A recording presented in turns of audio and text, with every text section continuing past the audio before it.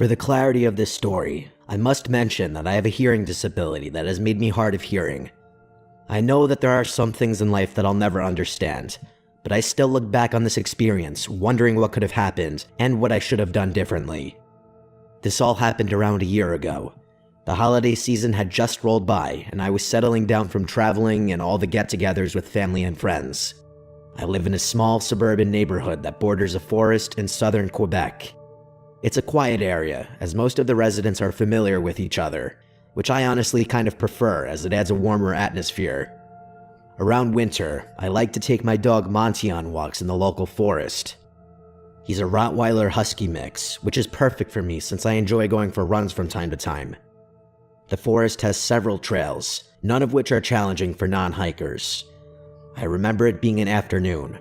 I had just finished having a late lunch and decided to burn the calories on a walk with Monty.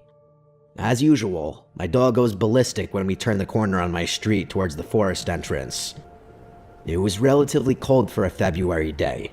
A fresh blanket of snow lined the paths overnight, creating this nearly blank canvas.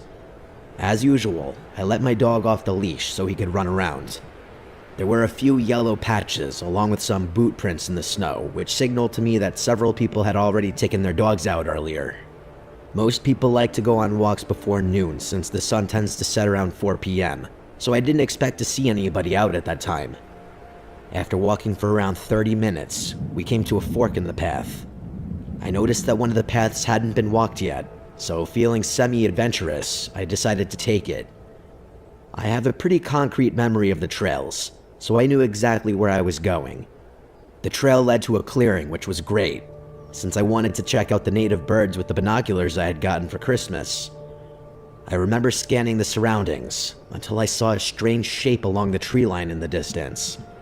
When I focused my binoculars, I saw a blue tarp and what looked to be a makeshift shelter. As curious as I was to check it out, it was getting dark, and I wanted to get home. Turning around, Monty and I started walking back. As usual, he ran up ahead, but something seemed off in his behavior. He was much more alert and was sniffing the trail more than he normally would from what I observed in the past. When I looked down at the trail, my eyes widened.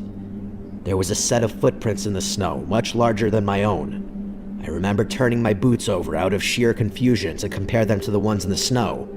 The prints were different, which left me with even more questions. There were no other forks in the trail, so whoever took it had to have passed me at some point.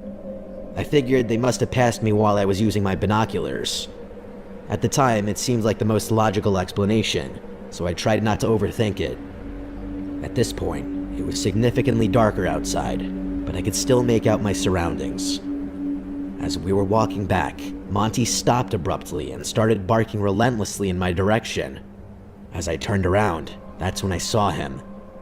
There was a man, probably around 6'4", wearing charcoal-colored snow pants and a white camo jacket only about a meter away from me. He didn't make any movements towards me, he just stood there with his hands in his coat pockets. I didn't recognize him from anybody in the neighborhood, so I assumed he must have been a hiker or someone from out of town. He looked like he was muttering something to me, but I couldn't read his lips due to the lack of lighting and not knowing if he was speaking English or French, which are the two commonly spoken languages in Quebec. I felt like an idiot at that moment for not bringing my phone with me, so I ended up trying to communicate with him that I was hard of hearing and that it was getting late. I got back home around 4:30. By then, it was completely dark out. I remember following my standard night routine, not really thinking much about the encounter, but in the middle of the night, something happened that still shakes me to this day. I woke up to Monty licking my hand, which is something he usually does to get me out of bed in the morning. I tapped my phone to check the time, and to my surprise, it was 3 a.m. I noticed a message from my neighbor asking if everything was all right, which, if I'm being honest, confused me at first. The message was a few minutes old and asked if everything was all right since Monty had been barking like he was possessed. I looked up from my phone to see that Monty was no longer in my room. I walked downstairs to find him barking hysterically at the patio door. As I approached the door, I struggled to see anything with my vision still blurry. I tried to focus my eyes when the motion sensor light turned on. At that moment, my heart sank. The man from the forest was standing there in my backyard. I didn't think twice to process any more questions. I stepped away from the door and texted 911. I don't think I've ever texted 911 faster than I did that night. I ran up to my room with Monty and grabbed the machete from under my bed. I'm a shorter woman with a background in martial arts, but I know damn well that the best move in a fight is to not fight at all. I sat there in my room guarding Monty and myself until the police came. With my heart beating out of my chest, I sat opposite from the door with Monty by my side. It didn't last long until Monty sprang up and started barking violently at the bedroom door. My hands were sweating profusely as I watched a shadow cast in from underneath the door. The movement in front of the nightlight suggested the man was seconds from breaking into my room. Those had to be the longest minutes of my life, as I anticipated the door handle turning or the door completely breaking in. Luckily for me, it never did. When the police arrived, I explained everything to them while they searched the property. The glass on the patio was smashed completely, but besides that, nothing was missing and everything was still relatively the same. The police found the gate in my backyard open. It leads to the forest, which is where they believe the man disappeared to. I let them know about the shelter I saw in the woods the day before. I took Monty and some of my belongings to stay with a family friend for a few days while I got the patio door fixed. I never got a follow-up from the police after the incident, but ever since that day, I decided to stick to roads when walking my dog, not trying to think too much about the incident.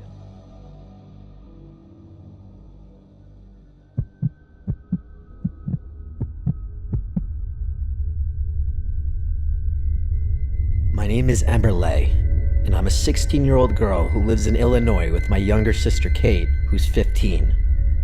My dad works for a deforestation group about 30 minutes from our house. It was a normal morning on December 5th as my sister and I were getting ready to go out to the movies.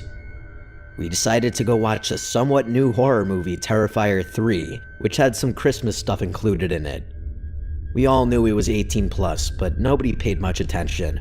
Plus, we looked older than we were anyway. We made our way to the movies and easily got in thanks to our appearance. However, halfway through the film, as everyone was anticipating the next scene, my phone buzzed loudly enough for the whole theater to hear, which really killed everyone's vibe as they all turned toward me with annoyed looks. My sister and I scurried out until I tripped, which was embarrassing enough. After we exited the theater, I checked my phone to see who called me. It was my dad, but instead of calling back, I received a text message that said something like, "Hey, would you mind bringing me some lunch since the small cafe in the woods is shut today?" I looked over at Kate, and she looked at me confused, but neither of us second-guessed the message since it seemed normal. We arrived home, packed some food for him, and took my car downtown to the woods. I've always loved that place and never felt uneasy there because it was large and secluded.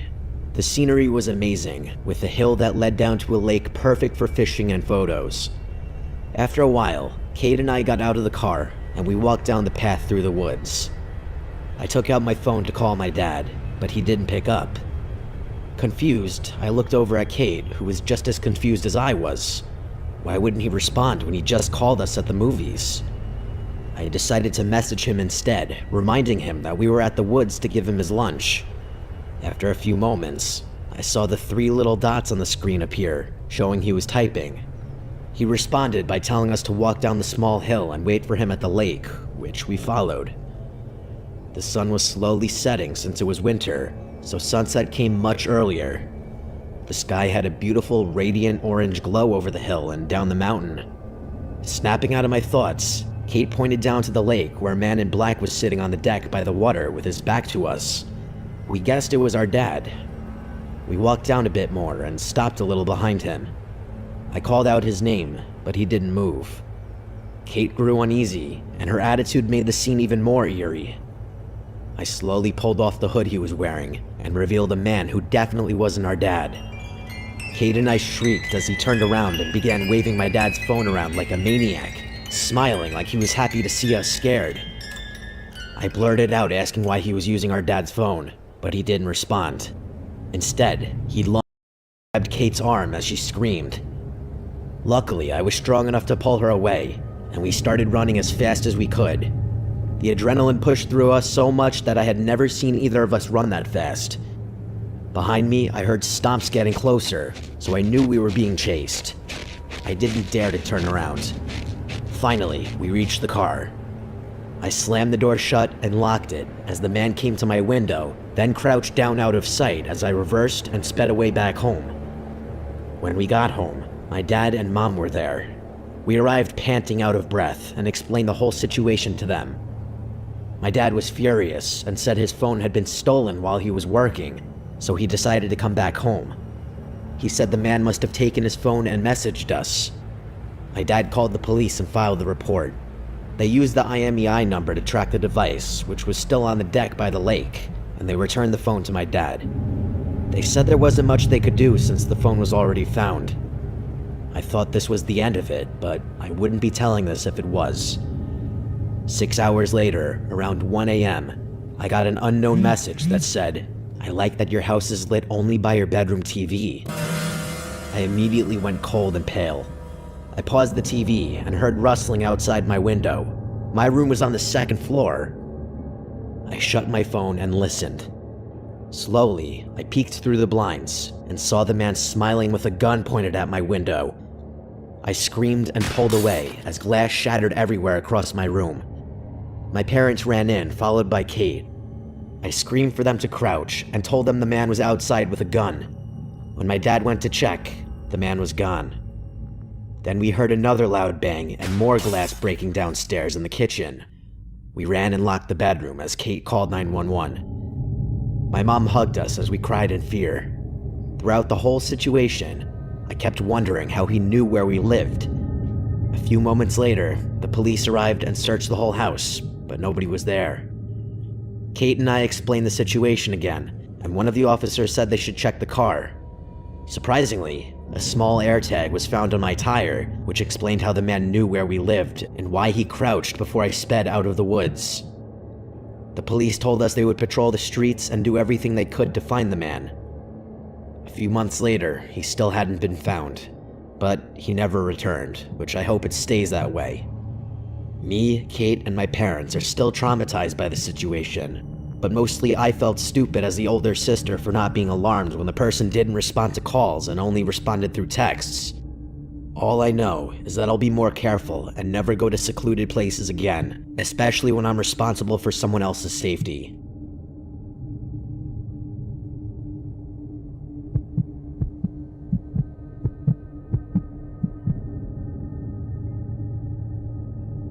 It was 2021. One word to describe my day: hectic. Work was a shit show. This was prime COVID time, so I was working from home. I was supposed to be meeting with my extended family upstate, and I ended up finally getting off a nearly 3-hour Zoom meeting for work a whole hour and a half after everyone else had already arrived at my parents' house.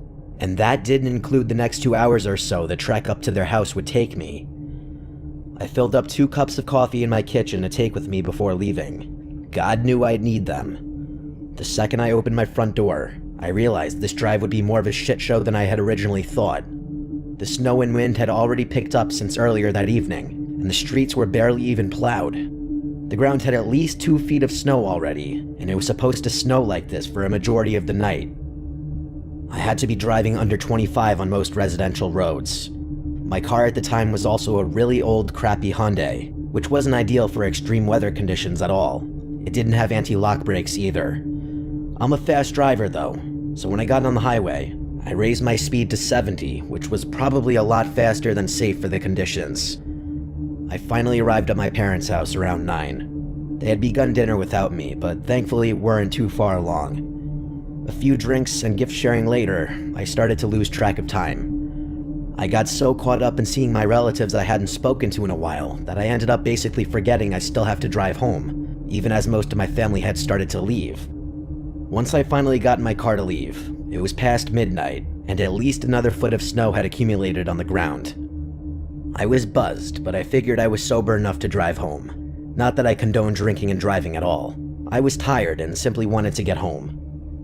As I was heading towards the highway, I realized the roads were completely dead. I made the grave mistake of raising my speed to 40 down one particular road, because as I began to approach a bend in the road, I realized my car had gone into a skid.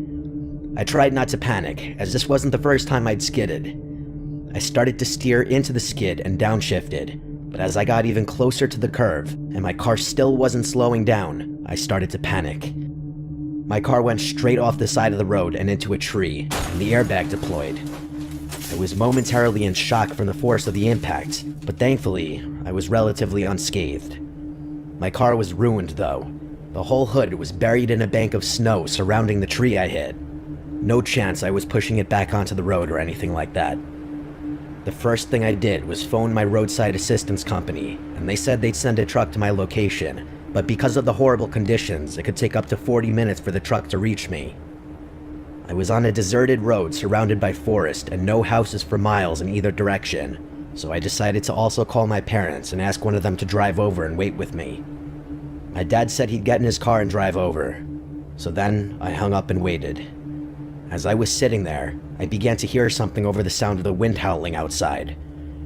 There were undeniably footsteps in the snow. I couldn't tell exactly from where, but they sounded somewhat distant. I opened the driver's side door and stepped out, looking over the roof of my car. I wasn't hearing footsteps anymore. Instead, I was hearing some new sounds. It was kind of hard to describe, but it sounded like some kind of wet slurping. I looked over to where I thought the sound was coming from, and I could see some movement by the tree line. It was dark as hell though, but I was pretty certain I was looking at a person. I called out, "Hello?" The sound stopped, but no one called back. I sat there for a few more seconds awkwardly, but no one ever responded or appeared to me. I couldn't see any more movement either. I was officially freaked out, so I got back in my car and locked the doors. What couldn't have been a whole minute later, I heard footsteps in the snow again outside. Then I heard something hitting the passenger side window, like a rock or something was thrown at it. I couldn't see out the passenger side window because it was covered in snow, or any of the windows for that matter. Once again, I opened the driver's side door and stepped out of my car. Checking my immediate surroundings, I made a disturbing discovery. There were boot prints in the snow, circling all around my car, and then leading away from my passenger side door into the woods. I felt sick to my stomach. I also noticed there were drops of blood in the snow. I opened my driver's side door and then grabbed my 9mm out of the glove compartment. Clutching it in my right hand, I began to follow the prints leading into the woods. At that moment, I was convinced someone out there was with me. As I followed the prints, the drops of blood began to grow larger. It looked like someone had been bleeding profusely. And then, I saw some dark mass lying in the snow just past the tree line. I couldn't tell what it was. I was just praying it wasn't a person. I took out my phone and enabled the flashlight. It wasn't a person. It was a dead deer, seemingly slaughtered by some larger, predatory animal. The stomach was ripped completely open, and shockingly, the deer had been completely decapitated. I swept the flashlight over the surrounding few feet, but I didn't see the head anywhere. I decided this was getting too weird for me, and I started heading back to my car. I got back to my car and opened the driver's side door, and as soon as I did, it was all I could do to keep myself from vomiting on the spot. Lying in the driver's side seat of my car was the severed head of a deer, placed on the seat as if it was looking right at me. I booked it out of there and made it a few minutes down the road before headlights appeared in the distance. I ran towards the car, waving my hands and shouting like a madman, still holding my handgun. Thankfully, it was my dad, and he stopped the car and asked me what the hell I was doing. I got in the passenger seat and explained everything to him, and I kid you not, he literally didn't believe me. I felt more comfortable going back to my car with my dad now, so he drove the two of us over there and we got out. The footprints were still all around my car, but the deer head was gone. All that remained was a large spot of blood on my driver's side seat. I think once my dad saw that, he started to believe me. The deer corpse was also gone. All that remained were drag marks in the snow. The tow truck finally showed up, and he towed my car.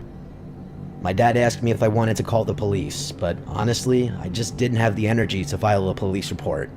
I was exhausted and just wanted to go to sleep. I figured calling the police wouldn't accomplish jack anyway. So that's my story. I have no idea who was in the woods that night and what they wanted. Maybe they were just trying to scare me, or maybe they had worse intentions.